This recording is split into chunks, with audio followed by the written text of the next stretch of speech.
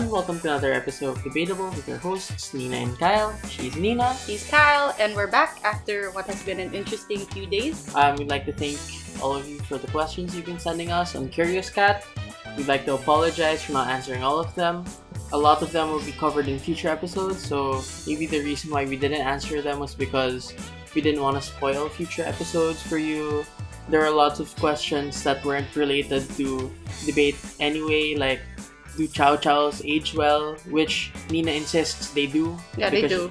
Because she owns a Chow Chow. We'd also like to thank people for buying a lot of stickers. Yeah. A few weekends. Yeah, so like the past 2 weeks ago, it was Fast Forward and CSB IV. And Kyle and I realized that was the first time we actually went out to a debate tournament or to meet the debate community ever since we launched the podcast. And we're kind of overwhelmed with how many people approached us to buy stickers, to get photos with us. We signed some stickers. Yeah, we even signed some autographs, which is just overwhelming. It's kind of weird, but like in a good way. Yeah, kind of weird, but in a good way. I mean, because it's weird feeling that you're actually affecting someone else. What started as this little side thing. Yeah, I mean, Kyle and I just got bored one weekend and we decided to launch a podcast because I bought a mic. Yeah, so it was slowly overwhelming. And even, Nina, you just came back from Korea. Yep. And I heard you also met some listeners there. Yeah, I actually got to sell a few stickers in Korea as well, which is weird because they don't even have Spotify. So it just kind of proves that our community of nerds is growing. They're getting big, and apparently they're comprised of mostly high schoolers. So hello, I guess Kyle and I are now your pseudo coaches. We're glad to have you. We were also high schoolers. Yeah, I mean everyone. Hello, fellow kids. Wow. Fellow youngsters. Yeah. So again, thank you for all the support we've been getting. Kyle and I will be selling stickers in future tournaments as well. So if you see us, just approach us. You know, even if you see me in the mall, I'm probably gonna have stickers in my bag. So feel free to approach us all the time. We are going to be your sticker dealers. So today we're going to be talking about extensions. Nina just came back from Korea and she thought about this exact topic back there. Yes. Yes, I did. Which is the reason why we decided to make this episode about extensions. Yeah. So Nina, what even are extensions? So extensions is a really big term. So a lot of people call all arguments extensions, but I think it's a lot broader than that. It's basically anything new that you can add to what's already there in a debate. So usually in a team, there's either 2 speakers if it's BP or 3 if it's in Asians. And after the first speaker speaks, the Prime Minister and Leader of Opposition, the deputy will have to create a new set of arguments or a new set of responses or new ideas or new examples. And basically that's a big chunk of their role, both for deputies and members. For our team up, I'm the deputy and the member. Yeah. But for every other team up, I'm the deputy and member. But I think both Kyle and I have a history with extensions. We really like making them. Most of our fun debates are debates where we've come up with really crazy extensions that we managed to use, either successfully or unsuccessfully in a round. I think it's the process that made it fun, not necessarily the win. So we want to share that experience with you, and hopefully you'll learn a thing or two after this episode. So the thing you have to note though about extensions before we jump into the specifics is that there's no clear formula or method on how to do it. But there are some ideas. And the reason I wanted to make this episode in particular, and the reason I taught it in Korea as well, is if you've noticed or if you've read a few debate manuals like a nerd, you'll notice that there's not a lot of material on how to build extensions. Maybe just building arguments, but no one tells you how to come up with the ideas. So we're going to give you some ideas on how to approach it and some methods that Kyle and I have used throughout the years. So the disclaimer here obviously is that there's no fixed guideline, there's no exhaustive list. This is just basically a starting point. At some other future point, you're gonna have to find what works for you. Mm-hmm. Yeah. Because the thing about extensions is that it's inherently supposed to be a creative process. Yeah. So we really do encourage experimentation. Don't limit yourselves to what we're going to talk about in this episode. So yeah, let's get into it. Yeah. So the first thing I want to do though is introduce the types of extensions that you can have in a debate. What does it mean when you have a type of something? Quick intermission. In this episode, we're going to introduce types and forms of extensions. The difference is pretty confusing, but I'll try to simplify it. So a type means it's a classification or grouping. So how do you identify a extension based on what it is? And a form is to identify something based on how it's structured or what its shape is or how it's manifested, right? So what are the types of extensions? So there are two types of extensions. There is a constructive type and a responsive type. And a constructive type is the classical way of looking at extensions. So they're new arguments, they may be new premises, new conclusions. And there is always this question a lot of adjus ask and a lot of fellow debaters ask. Are examples considered extensions or considered constructives? And personally, I think it depends on how it's used. If it's just an example that it doesn't demonstrate anything or it isn't relevant to analysis of any argument, then I don't consider that an extension. But if there's a speaker who gives a new example and then uses that example to make the idea more digestible to the judge, then I think it is a valid extension. Yeah, so just keep this in mind. Don't automatically dismiss an example as a non-extension, but don't automatically accept it as one as well. The second type of extension is a responsive extension. And this is where the line gets blurred and a lot of issues come with this. This is one of the more debatable aspects of an extension.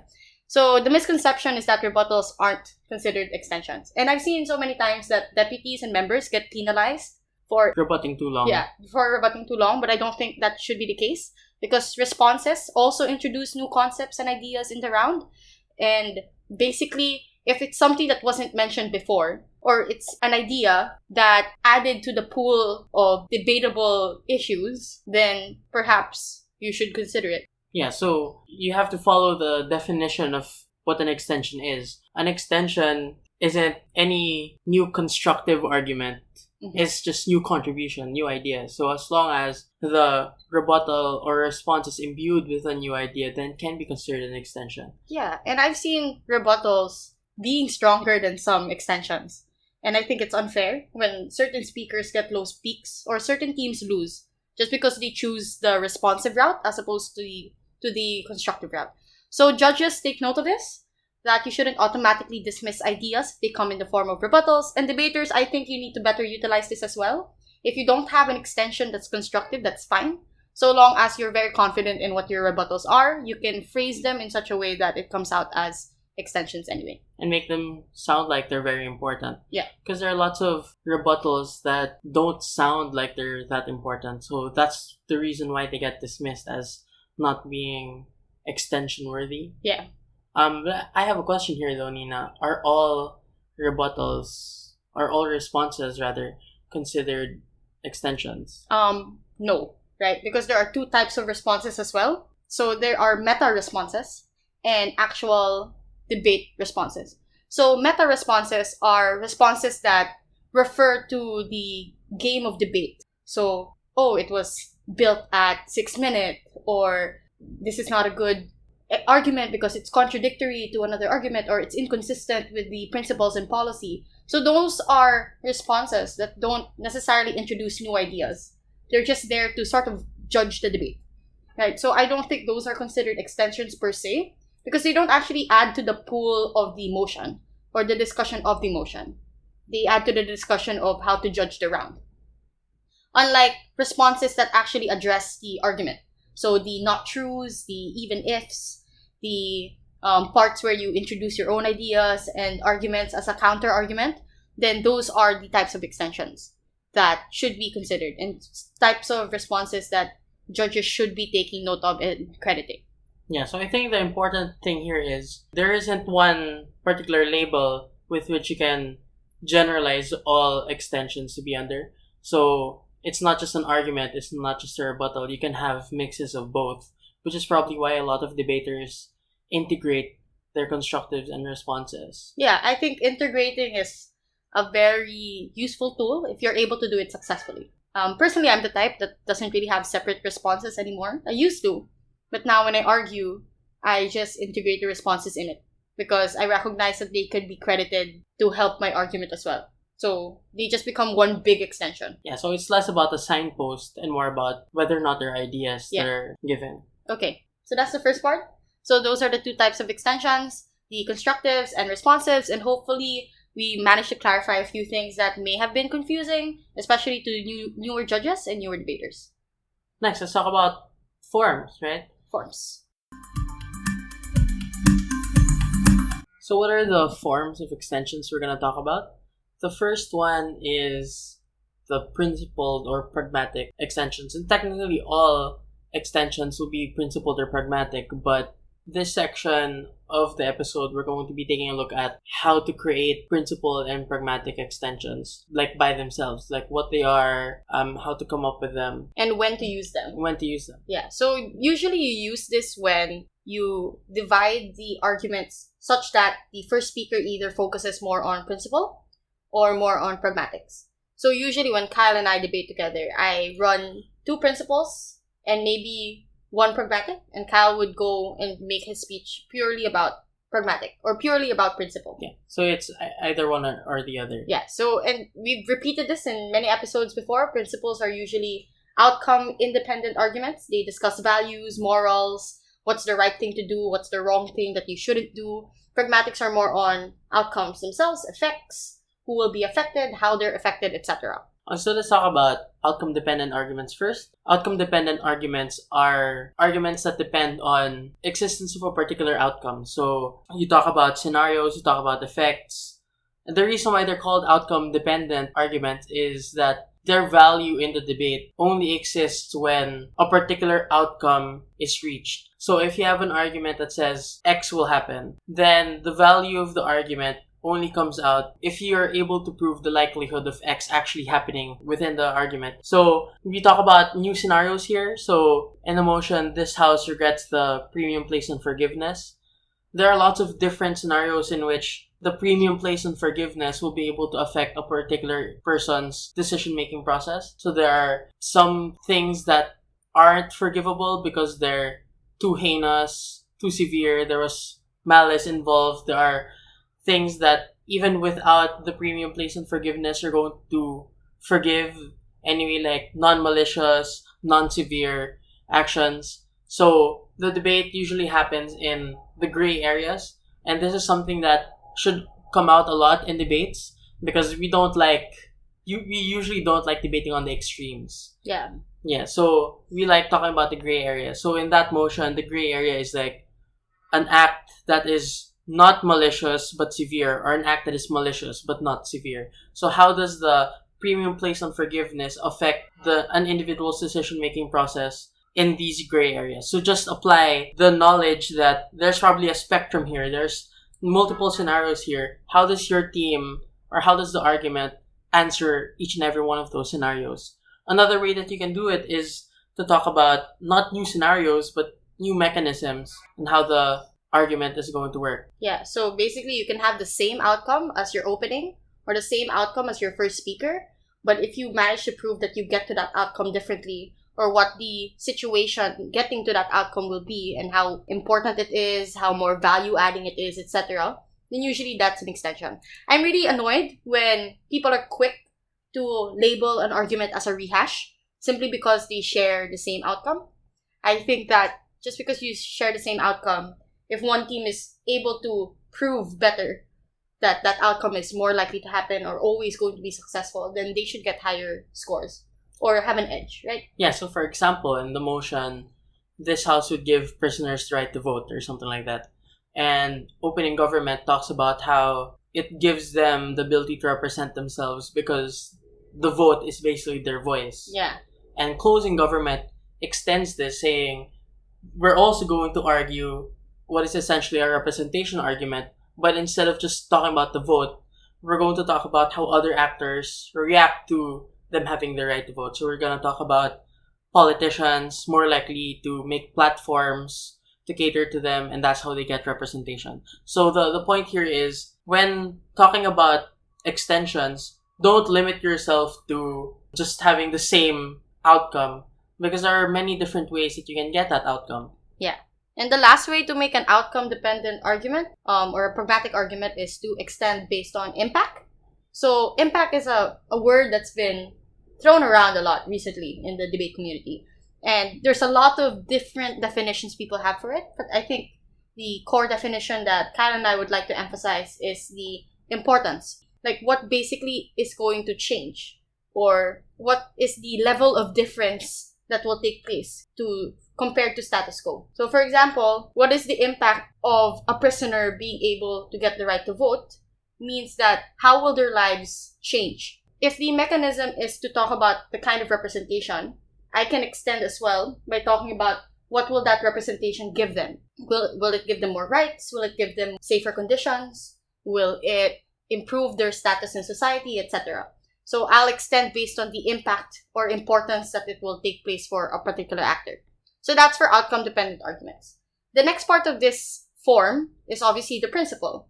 And Kyle and I have discussed this quite a few times in previous episodes, but I think that for this particular episode, we'd like to focus on what can be considered new principles, how can you come up with new principles, and what exactly they'll look like, especially as an extension speaker. So, new principle. So, for example, again on the motion on giving prisoners the right to vote, how would you suggest giving a new principle in that motion? So, if the first principle was about representation, I could also talk about, as a principle, why they should be given the right to vote regardless of the representation that they get. So, I'll talk about the fact that they're still citizens, or the fact that their harm to society doesn't discount the fact that government should still care about them. And one way of caring about them is to giving them the right to vote or the right to be heard. Right? So if there is an outcome, you can try to extract why that outcome was important to have in the first place. So why was it important to give these citizens better living conditions anyway, or prisoners better living conditions? Or why was it important for prisoners to even still have representation? So I'll take a few steps back and talk about why, at the end of the day, there's still valuable citizens and still stakeholders that the state should care about. Right? So that's one way to extend. I think another would be to discuss new precedences or precedences. How do you pronounce that? Precedents. Precedents. Oh. Precedents. Oh.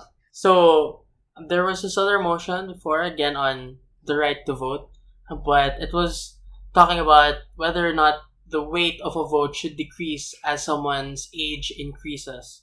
So this is where, like, the pragmatic side, we were talking about things like Brexit happening, because what happened was the younger people's votes were less compared to older people's votes. So we're gonna have another Brexit somewhere. The principle here that we talked about was that essentially the state should give more to the next generation, just as a matter of principle, because of this concept that we call the notion that our current generation owes more to future generations than we owe to past generations. So assuming that Kyle ran that principle argument, the way you can extend, therefore, is to talk about what are other situations where this principle already applies.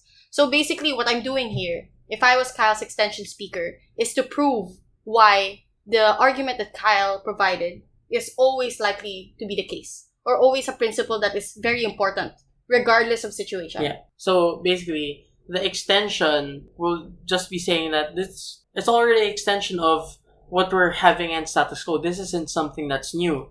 It's already something that we're seeing today, but in different forms. Yes. So I extended by talking about, or what I argued in that round, that was to discuss how intergenerational responsibility is already something that we see when we talk about the environment. Yes. And the example that we gave there was a Philippine case called Oposo versus Factoran, where a bunch of miners, as in young people, not miners, people who get minerals. You're talking about, that case was talking about miners who sued the government to stop issuing timber license agreements because it was destroying the environment. And the court held that we have an intergenerational responsibility to protect younger generations. And since people have a substantive right to, like, a clean ecology or healthy balanced ecology, then we should prioritize affording that right, especially on account of future generations. So we just tie it back to the principle and say that this is already something that we're seeing today. This is how we're trying to structure our society already. This is just another step in that big march towards the future. Charot. Yeah, so Basically, having an outcome independent extension or a principal extension doesn't need to be a completely new value altogether. You can just strengthen the argument that was already provided by having parallels or having new precedents, as I learned was the correct word just now. Essentially, what outcome independent argument is trying to do is to say, regardless of what the effect will be, like on a pragmatic level, it still makes sense for us to follow these principles because that's just the right thing to do. So an opposition can probably say, oh, you're not going to get as good as representation as you think you're gonna get in the motion about giving votes to prisoners. To which the principled response would be say, you know what, that's regardless of the outcome, independent of those outcomes, there's still a principle that because they're citizens, because they're human beings, they ought to have these political rights, their abilities to change the government. Regardless of if those choices are good or bad. Right? Yes. Yeah, so basically that's like one form of extension. And the reason Kyle and I extensively talked about this is because we think that this is the most basic way to extend a debate, or at least the most common one I've noticed in recent debating trends. Yes. Next time, because there's so much more to cover, next episode we're going to be talking about more advanced ways to create an extension. We're going to be talking about some graphs that we can't show because it's a podcast. So we'll just make you imagine them next time. yeah, so this is how I learned how to make more advanced extensions. And we're also going to give you some tips, like at some point, we're going to talk about creating a chart, and that's how you make extensions. We're going to talk about things like the macro-micro line. Don't scare them away, Kyle. Basically, next episode, we're going to talk about more advanced topics, but as always, we're going to make them sound a little less scary and a lot more palatable. Yeah, it's exciting. I think it's exciting. Yes. So, recap of today's episode, we discussed like what extensions are, types of extensions you can have, and we introduced the first form of extension, which was the distinction between a principled and pragmatic argument. So that's it for today's episode. Once again, I'm Nina. I'm Kyle. And we'll see you in the next one. Bye-bye. Bye-bye.